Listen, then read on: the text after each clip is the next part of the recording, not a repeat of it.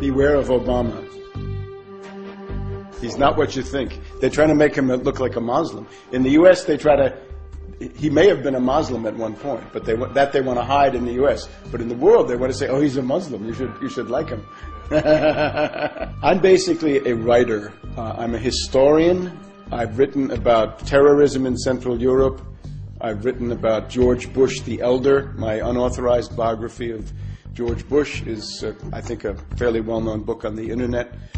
I've written about the world economic crisis, a book called Surviving the Cataclysm. I've done essays on history called Against Oligarchy, and then 9/11 Synthetic Terror Made in USA. And I have one book that's now out, Obama, the Postmodern Coup, The Making of a Manchurian Candidate. But I'm so alarmed by the phenomenon of Obama that I've written not one book this year, but two. There's a second book coming out, The Unauthorized Biography of Obama.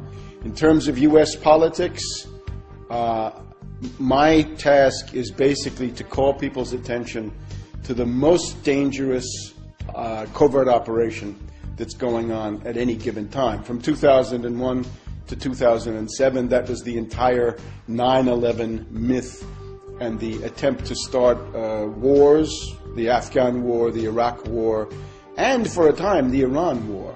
Up until about the middle, say about July, August of 2007, that was a very real danger, so I focused on that. Now that danger is changing. It has radically shifted.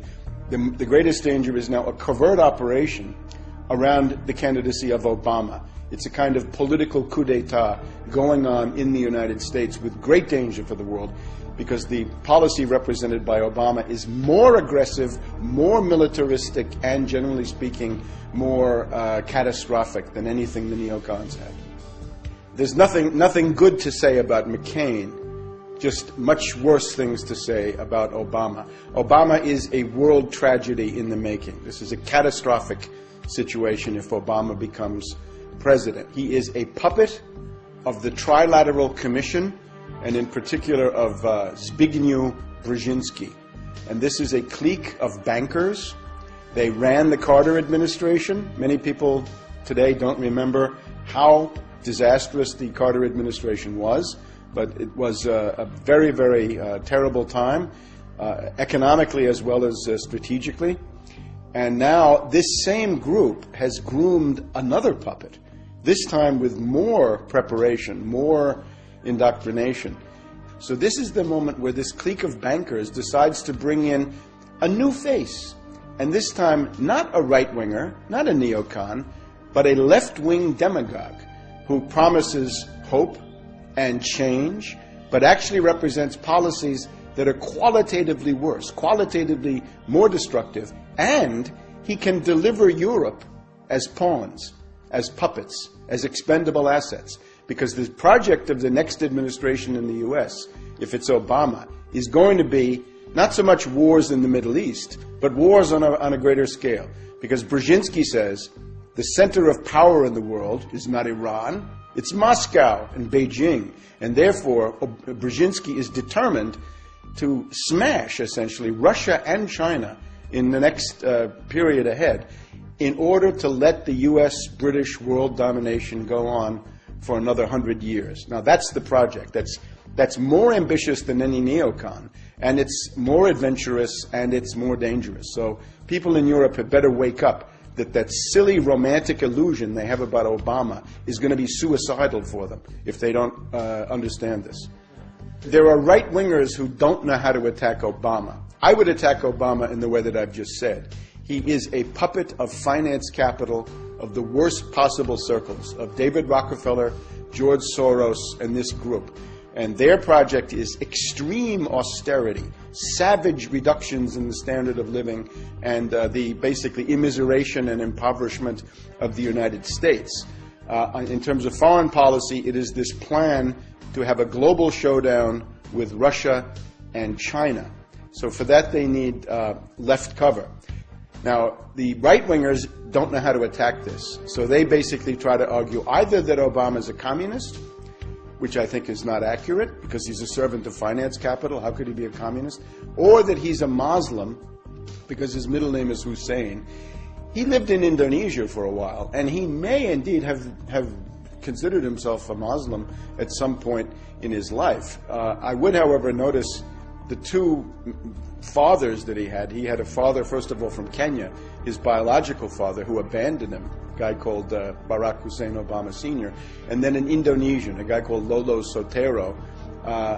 Both of them, it seems to me, were more devoted to Johnny Walker Black Label Scotch whiskey than they ever were to Islam. So I don't think the Muslim connection really makes any sense. But I would add one thing. If you want to become president of the United States, you're asking to get your finger on the thermonuclear button. There's a button that launches intercontinental ballistic missiles with H-bombs on them. From that point on, we, the public, want to know everything about Obama. Everything. If he was a Muslim at some point, great, let's find out. And everybody knows it. I think that's fine, but other people may not agree. The main thing, though, is that we've got to know everything about him. We've got to know, did he sign up for for selective service? Is he HIV positive? Does he have a criminal record? Is he bisexual? Does he smoke crack cocaine? These are all charges that have been made about him. The guy is a puppet of the worst circles of imperialism. In other words, he's interested in the same imperialist project carried out in a much more effective and clever way, although ultimately in a more insane way. Let's just take the case of Iran. The neocon looks at Iran and says, somebody like McCain, right? He says, we want to bomb Iran.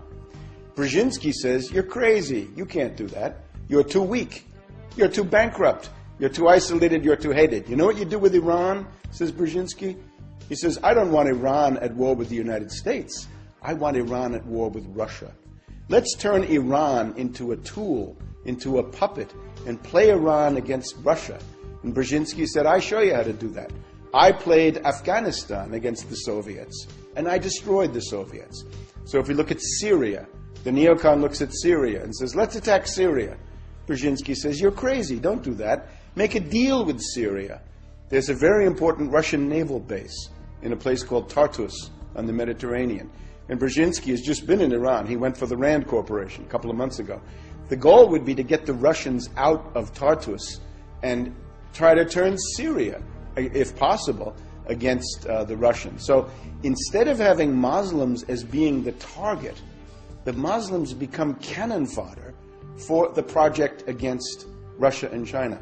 Let's take Chinese Turkestan. Right? There's a Muslim minority there, the Uyghurs. Right? What's Brzezinski's plan for them?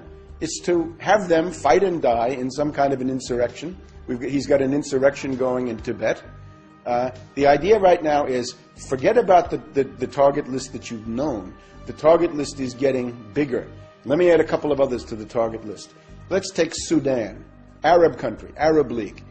Why is Sudan being targeted? What's the story with Darfur? Why are they doing that? Are they really concerned about a humanitarian emergency? No.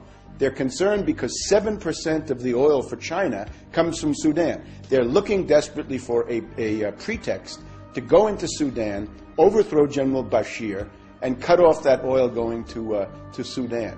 Now let's take the really big one. Up until now, everybody's been focused on Iran. And will the U.S. attack Iran? Will the Israelis attack Iran? I say no, they won't. The U.S. and the British will not. I can't exclude some Israeli crazy. That's possible. But I don't even believe in